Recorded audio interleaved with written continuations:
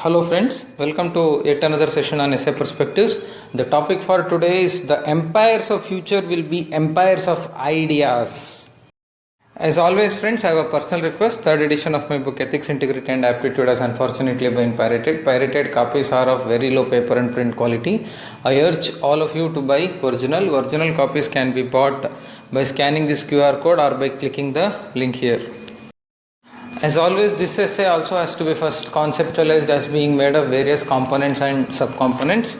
So first we would introduce the topic, then we would dwell upon the essence of the topic, then we would contemplate as to how physical dominance is losing relevance, and then we would try to ponder upon how the influence of ideas get manifested. Then, in order to give a critical aspect to it, we would also talk about what are the dangers associated with the empire of ideas, and then how to prevent these dangers, and then we would conclude. Friends, as soon as I saw this topic, I was reminded of robbery. I don't know, this is something that struck to my mind. See, basically, let us say let us try to understand how the robbery is executed, how cybercrime is executed. So, robbery is executed in physical world. Cybercrime is executed in non-physical world. Correct. In case of robbery, so a person has to be physically present, has to physically go snatch, steal something. In doing so, he or she, the robber, has to necessarily be physically present there, try to breach some security systems, pick up physical fights, then only catch the bounty, snatch the bounty and escape very quickly. So this is associated with a lot of risks. Correct. So there are the chances that a person escapes unscathed without being caught is very less. It's associated with risk, it is associated with dangers, and once you are caught, then you are punished, your life is dead. Correct. That is robbery. So then comes the cyber fraud. Now let us take cyber fraud. Cyber fraud is executed in non-physical world. You need not have to be physically present. Your identity will never get known. The breaching of security systems is not that difficult, provided you are intellectual. So you can easily appropriate money and you can leave without being caught. Correct. So this actually juxtaposes before you the happenings in the physical world and happenings in the non-physical world. So happenings in the physical world is very involves a lot of energy, involves a lot of risk. But while the cyber fraud does not involve a lot of energy, does not involve a lot of risks, only that it involves is use of intellect. Correct. So thus it is always easier to get things done on non-physical world rather than on a physical plane. So in this context, this statement talks about or emphasizes the role of ideas in capturing or in conquering the role of ideas in conquering the societies. Correct. So as simple as that. Okay. So you need not have to start with robbery only. You can very well start with some business. You can very well start with something else. So something which struck. I always believe whatever strikes to my mind at the first, I would try to start my essay like that. So this is something that struck to my mind. Okay. So in this context, this essay or statement becomes relevant. Before we delve upon the essence of the topic, it is important for us to understand the background of it. So what is this background? See, the first and foremost thing is that, friends, let us try to understand the evolution of Indian society. Okay. So let us first take up the Vedic age. How was the Vedic age? Who was regarded to be the richest person in the Vedic age? A person who owned cattle was regarded to be the richest.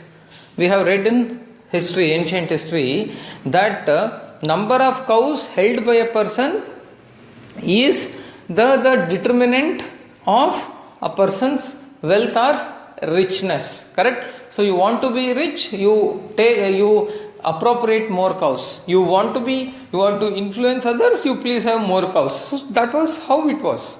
There was no money back then. Cow was the symbol of wealth. And then comes British Age. By the time British Age, land became prominent.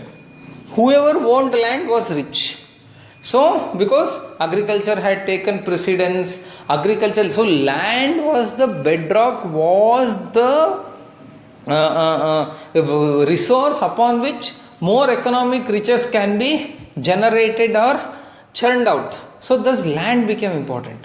So, that's the reason all these European powers, whether it is British, Portuguese, Dutch, etc., they went across the world. They launched advents across the world to discover new lands, to take control of new lands, etc. Because controlling more land would not only imply controlling the resource from which more economic riches can be churned out, it also meant gaining access to hitherto unheard of markets. Correct? So that's why why everybody wanted to invade India. Because two things. One, India was known for its fortunes. They wanted to plunder that fortune. Also, they wanted to gain access to this flourishing market called India. So in this process, they invaded many countries, etc. So that all of us are aware. So third comes, now let us come to the present scenario. In present scenario, so after British, what is the that crucial thing which everybody wants to lay their hands on? Obviously data. Correct? So everybody wants to control the digital space as much as possible, because it is digital space that would give you more economic riches. So thus friends, if you see whether it is Vedic age, whether it is British age, whether it is present age, the motive of every society or every aspiring society is to gain more control over the resources that would create more wealth for themselves. Correct? So thus you want to make more wealth. For you to make more wealth, what should you have to do? Should you have to own cows? Should you have to own land? Should you have to own data? That's how the empires were built. Correct? So then in this backdrop, let us try to understand the essence of this essay statement. So there are two key terms basically, empire and empire of ideas. What is an empire? Empire is basically a political unit or geographical unit upon which emperor has full control upon the resources existing within that geographical or political unit. The emperor or the ruler has full control, and all the individuals living within the geographical unit or political unit or they are the subjects of this emperor, and they listen to the orders of the emperor. Emperor can influence their behavior, emperor can influence their thoughts, and emperor can enforce his views, ideas on them. That is the whole idea of empire, right? So you are an emperor, let us say Mauryan Empire.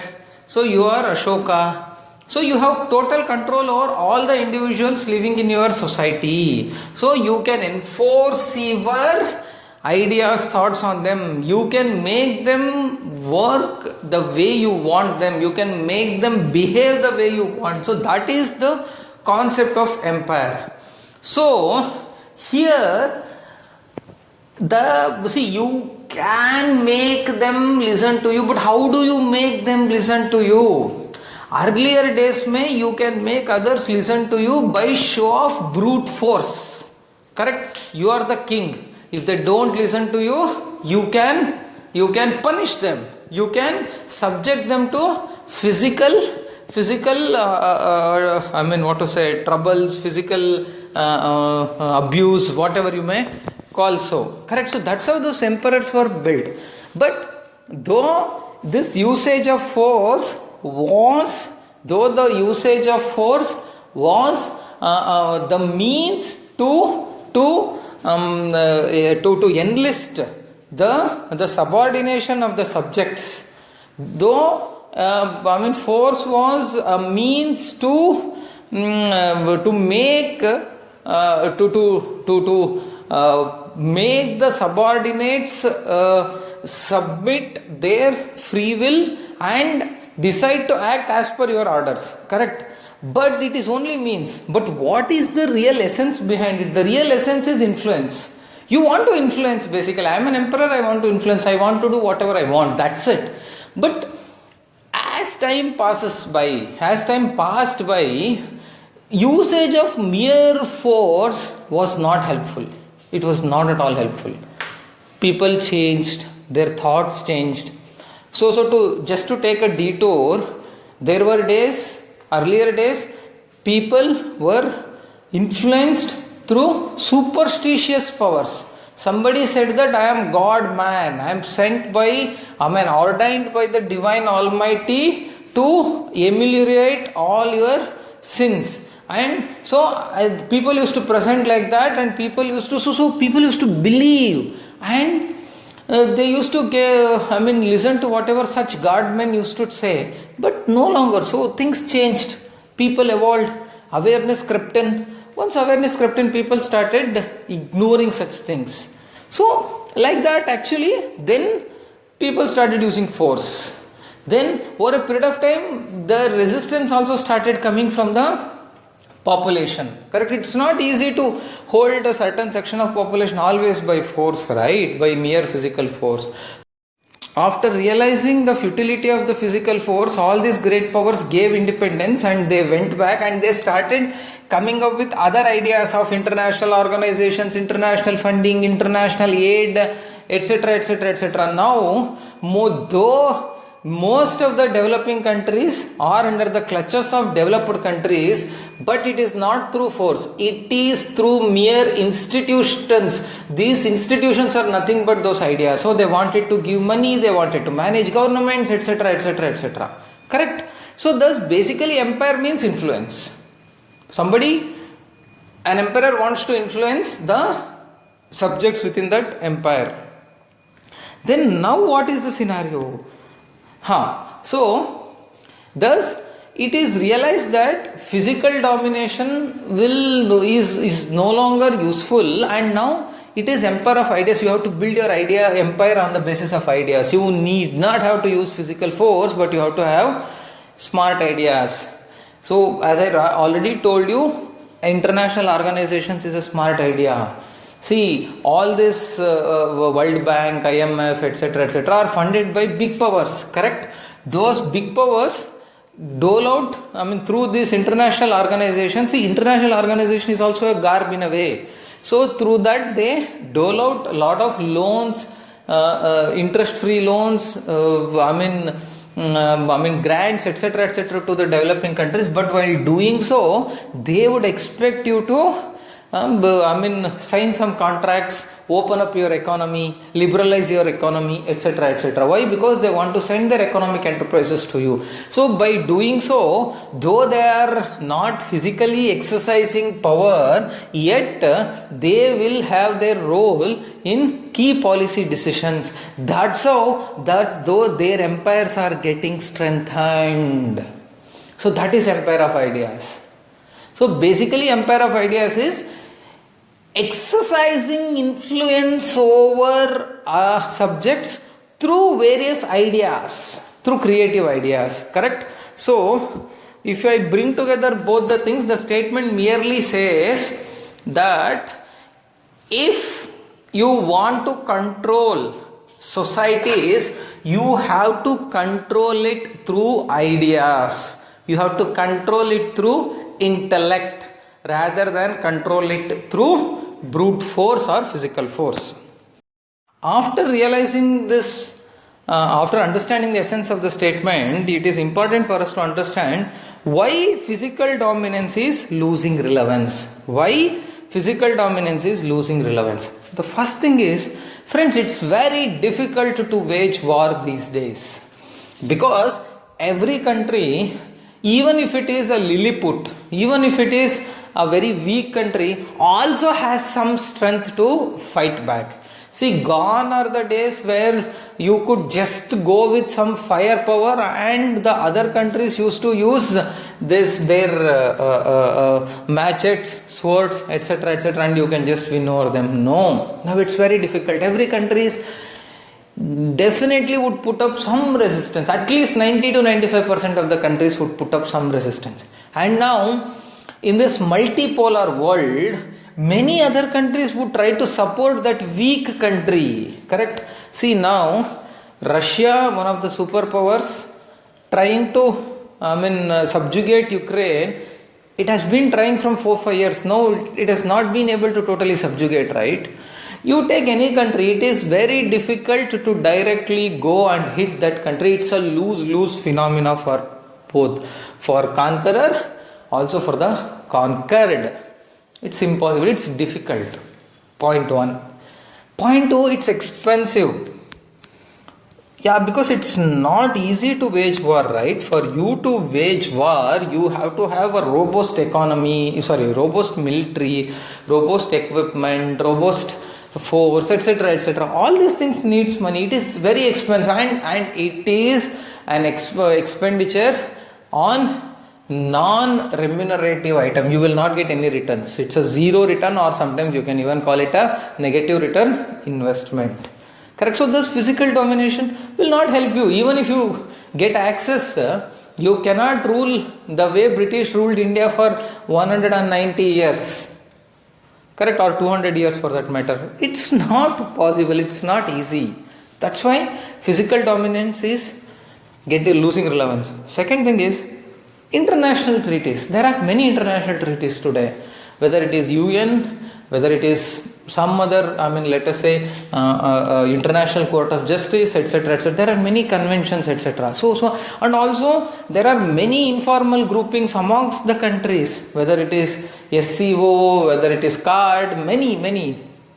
So, thus these international treaties come in the place. When British, Spain, Dutch, Spain, Portuguese invaded the world, there were no international treaties. There was no agreement on the paper that I would not invade a particular country, I would not trouble a particular society.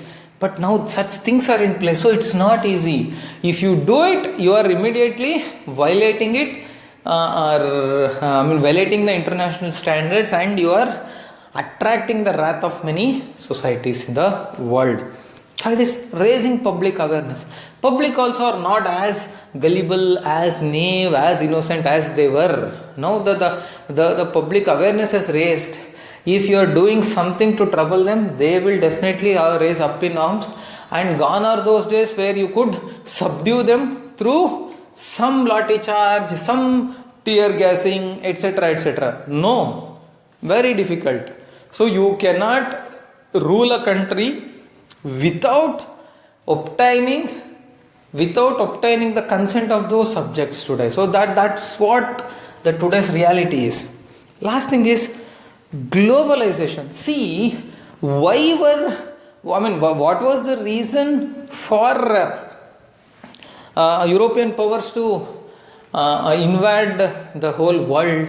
Because they wanted to access markets and they wanted to extract raw materials. This is the prime reason, right? Because East India Company, Dutch India Company, all these things were started as companies only. Later they became political units. Earlier they were all economic units. Because they wanted to sell their products, they wanted to buy raw materials for their products at a cheaper price, and they wanted to sell their final goods at a higher price. So this is the whole concept. Now that is not required, right? You need not have to go and set up your own machinery mechanism in some other country only to construct, or only to sell, only to buy. No longer necessary. Now you have globalization. Anybody can sell anywhere. So you can You can buy your raw material from any part of the world. You can sell your finished good to any part of the world. Hardly any country would stop you doing that. If there are some restrictions, then you can enter into a joint venture with some local company there, and somehow you can get your business going. So thus, globalization has made this physical dominance totally irrelevant. So this is also one of the idea. So thus, empire of ideas rule the roost. After we have understood why the physical dominance is losing relevance, it is important for us to understand how this power of ideas gets manifested. Broadly, the power of ideas gets manifested through information technology. If there is one invention or that has changed the way the lives of the people lived their lives, is information technology. So all of us would concur to that. So this information technology has led to tectonic shifts. In the way things are happening. Correct? So the first thing is the first manifestation is through social media.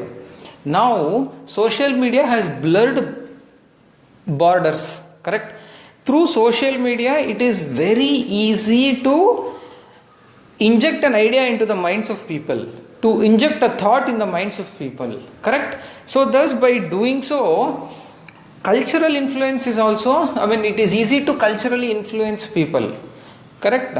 See, gone are the days when people had, the people had to be exposed to a particular type of fashion, a particular type of cuisine, etc. It was very difficult earlier days, but now the social media has made it very easy. So because of that, if you can observe, the pace of westernization of Indian society has increased manyfold after the onset of the social media, because you see how Westerners live.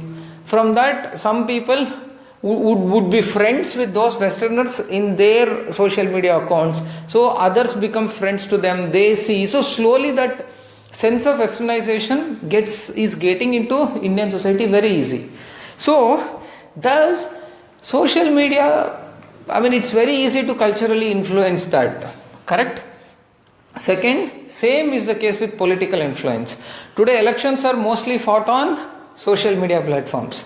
Whether it is fake news, deep fakes, etc., etc. See, the idea of losing out, the idea of someone else is getting benefited is injected into the minds of people through proper targeting on social media platforms. So let us say for example, let us say a government is introducing or let us say opposition political party wants to influence and garner the votes of one particular community. Then now there are many WhatsApp groups, Facebook pages, etc. pertaining to that one particular community, right? Then the opposition party can just take out on statistics and say that that entire community, though it is numerically high in terms of numbers, they are high in the society, but number of persons employed in government sector in that community is abysmally low. If they can just take out that statistic and put in that platform, then suddenly that entire community gets antagonized against the government and they consolidate to vote out the government. So thus opposition stands to gain. So it was very difficult earlier days, but now it has become very, very easy. So that's how you can, the empires are built these days through these ideas. Correct? Then digital currency. See, until it was only fiat currency, it was only physical currency, at least there was some semblance of control for every sovereign government to do something. So even if somebody wants to come and do business here, at the end of the day, if they want to have access to your currency, you had to do some foreign exchange thing. Correct? But now digital currency has neutralized and has done away with that also. Correct? So now digital currency, see, somebody can do transaction with an Indian and without having any recourse to government. Let us say an Indian can provide them some service sitting in India, maybe some draft, some reporting, some consolidation, some call center, etc., whatever.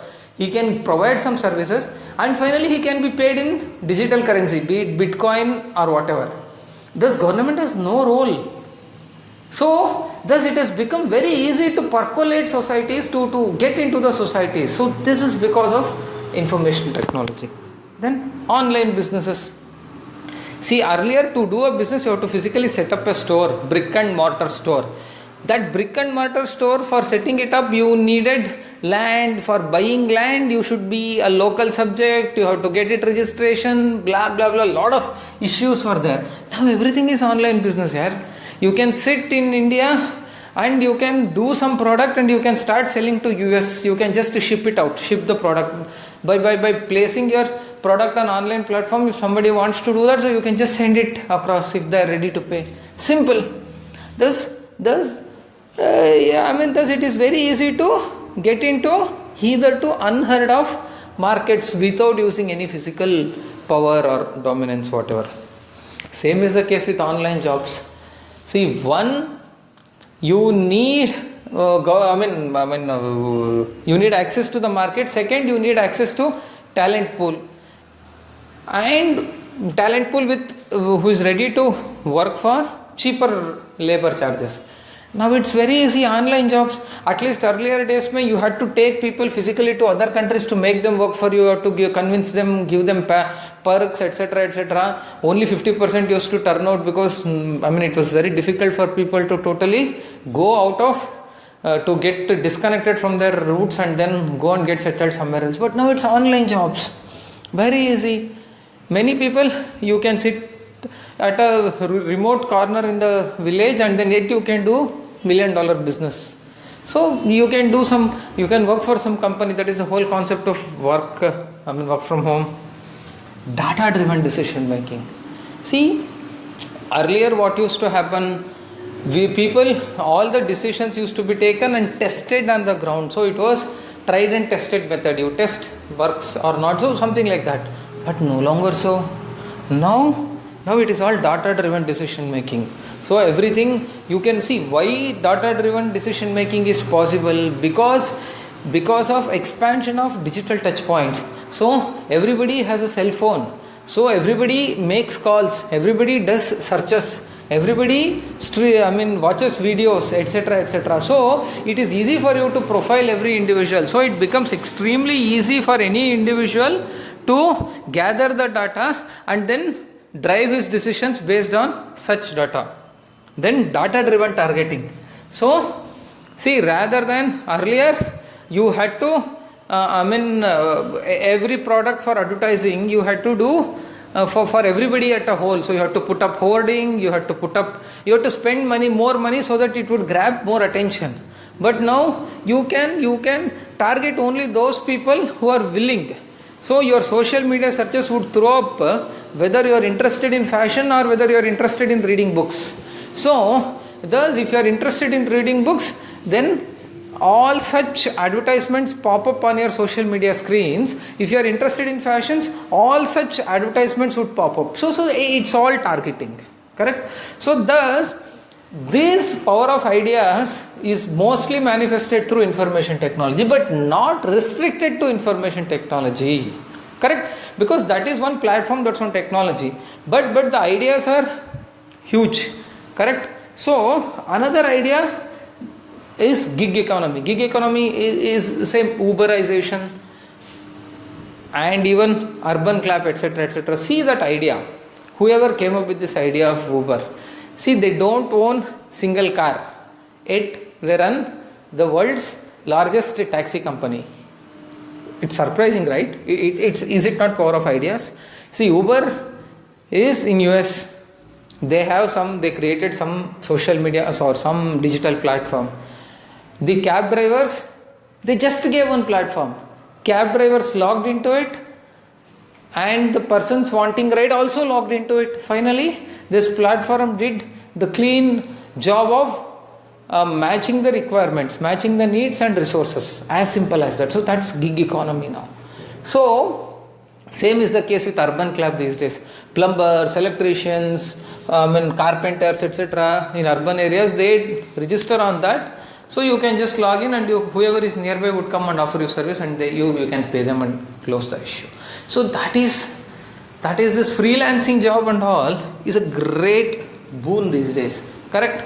So thus Uber could do business in India without having to establish anything here. So don't you think that is a great thing? That is only because of power of ideas.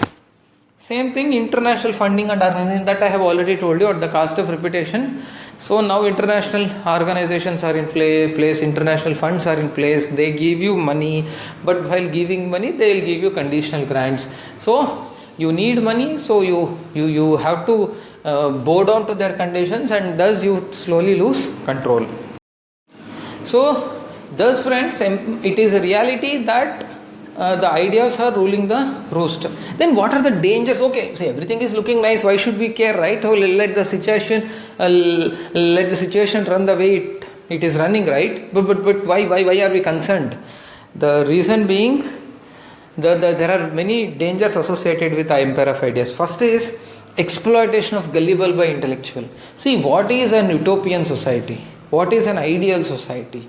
An ideal society is where justice prevails, fairness prevails, equity prevails, right? But in this case, justice doesn't prevail, because let me go back to my introductory example of cyber fraud.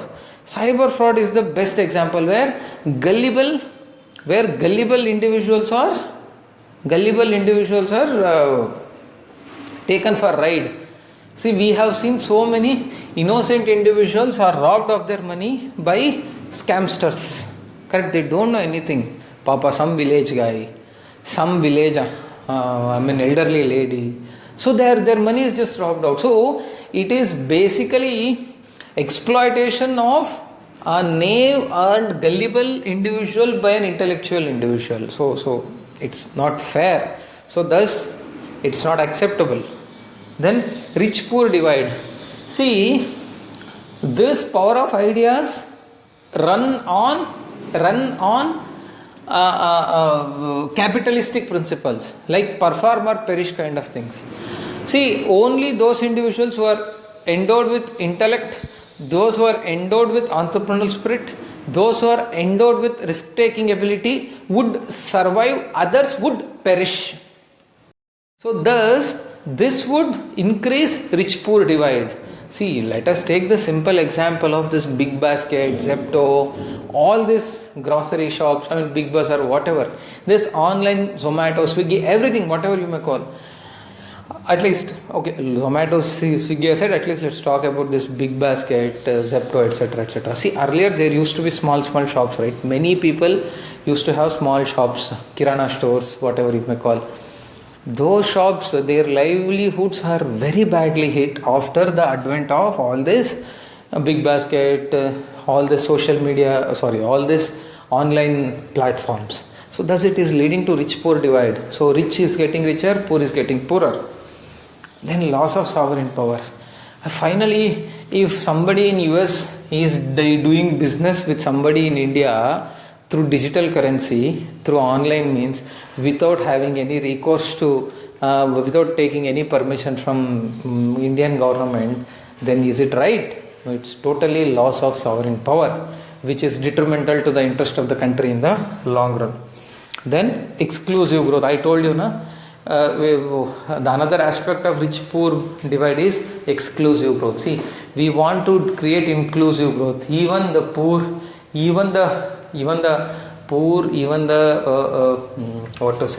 destitute, everybody has to be taken along. So there should be equitable growth. But these ideas would not lead to such equitable growth. It is only inequitable growth. Then we are aware of this danger. Then how to avert this danger? Correct? We should give some solutions also, right? First is educating populace. Friends, nothing before education. The governments have to educate the individuals. So more educated the populace, the better the chances that this populace will leverage the power of ideas rather than succumbing to the adverse effects of those ideas. So education is the key. See, if you take why Bangalore became IT hub of India, only because of the education. Because when all IT companies of US wanted to set up their firms in India, Bangalore offered the most appropriate and more suitable place for education, because there were many educational institutions, there was educated crowd there, so they could come and do it. It's education that matters. And second thing is, government should have robust infrastructure to have total control over IT systems. It's easier said than done, but still it is possible. Government should have its own organizations, its own servers to filter and allow only whatever is not in the adverse interest of the country. Okay, so that is very important. So cyber surveillance is extremely important, cyber regulation is extremely important. Then we have to strengthen the domestic society. For see, finally it's a competition, finally it's capitalism. You accept or not, finally that is the reality. Then you have to strengthen your strengths, you have to convert your weaknesses into strengths, you have to get prepared to face the tough competition outside. So how do you do that? First is, research ecosystem has to be developed. By developing this research ecosystems, more ideas would get generated in these countries. When more ideas would get generated in these countries also will be able to withstand the onslaught of ideas of other countries, and also would be able to would be able to take advantage of the opportunities presented all across the world. Idea incubation centers. So it's important to develop scientific temper, and that scientific temper can be developed only through idea incubation centers in every schools, colleges, everywhere. Last is seed capital funds. Finally, provision of access to capital at lower rate of interest would only power research, would only power technology driven enterprises, etc. So that has to be taken care. So all said and done, it is time for conclusion, friends. From the above discussion, we can safely conclude that it is a reality that the future empires are built on ideas, future empires are built on creative ideas. So given that harsh reality, so it is important for every country to strengthen its society, strengthen its populations, to be ready to capture, to leverage the power of ideas, and to prevent or to safeguard itself from the onslaught of ideas of other countries. Okay friends, I think it has made sense. Let's meet next week with another topic. Thank you.